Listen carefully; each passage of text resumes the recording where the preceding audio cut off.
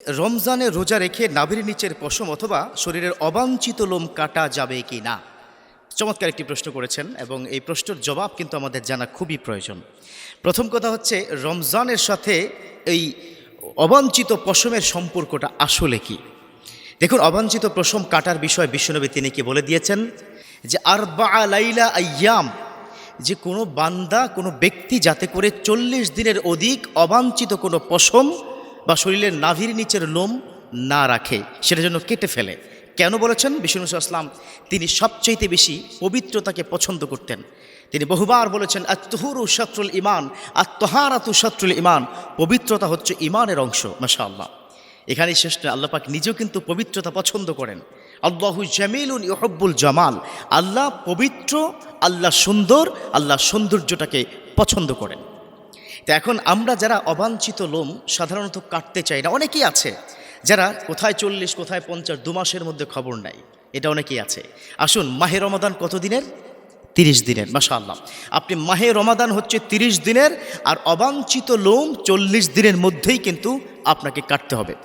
তাহলে 30-এর পূর্বে যদি আপনি, অর্থাৎ পহেলা রমজানের 2-3 দিন আগেই যদি আপনি অবাঞ্ছিত লোমটা কেটে ফেলেন এবং পরবর্তীতে ঈদের 2 দিন পরে অথবা ঈদের দিন আগেই আপনি আগের রাত্রিতে যদি কেটে ফেলেন, তাহলে তো হয়ে যাচ্ছে, কোনো অসুবিধা হচ্ছে না। 40 দিনের কোনো ধরনের প্রবলেম হচ্ছে না।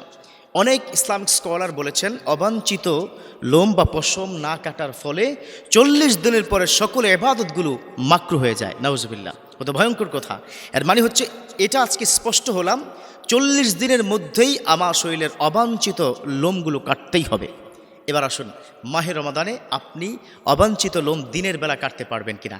নিশ্চয়ই যিনি প্রশ্ন করেছেন তিনি হয়তো ভাবছেন যে লোম কেটে ফেললে অথবা অবাঞ্ছিত লোম যদি আমরা কেটে ফেলি তাহলে হয়তো রোজার কোনো ক্ষতি হবে। আসুন, রোজা ভাঙার যে কারণটা আছে সেটা আমরা একটু জেনে নিই।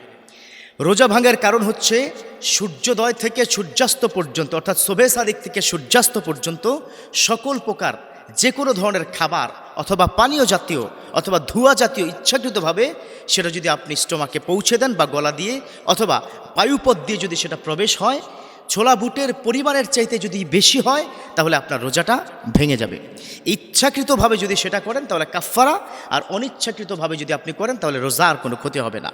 এবার অবাঞ্ছিত লোম যেটা আমরা কেটে ফেলি, এটা কাটলে আসলে রোজার ক্ষতি হয় কিনা?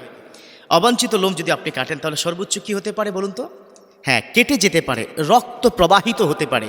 অনেকের ধারণা যে মাহে রমজানে রক্ত প্রবাহিত হলে তাহলে আপনার রোজাটা ভেঙে যায় বা মাকরুহ হয়ে যায়। না, মনে রাখতে হবে, শরীরে রক্ত প্রবেশ করলে অথবা স্যালাইন প্রবেশ করলে অথবা আপনার পাকস্থলীতে কোনো খাবার প্রবেশ করলে রোজা ভাঙবে। কিন্তু পাকস্থলী থেকে কোনো খাবার যদি বের হয়ে যায়, অর্থাৎ বমি হয়, অথবা রক্ত যদি কোথাও থেকে বের হয়, অথবা কোনো ব্যক্তিকে যদি আপনি রক্ত দেন, তাহলে আপনার রোজার কোনো ক্ষতি হবে না, রোজা ভাঙবে না। তাহলে আপনি যদি অবাঞ্ছিত লোমটা কেটে ফেলেন, সেখানে যদি কোনো কারণে ব্লেড বা কোনো কিছুর টাচ লেগে যদি আপনার কেটে যায়, রক্ত যদি প্রবাহিত হয়, কোনো সমস্যা নেই। তাহলে মুদ্রা কথা, শরীরের অবাঞ্ছিত লোম যদি আপনি কেটে ফেলেন তাহলে আপনার রোজার সামান্যতম কোনো ক্ষতি হবে না, এটাই চূড়ান্ত। আল্লাহ পাক আমাদের বুঝার এবং মানার তৌফিক দান করুক, আমিন।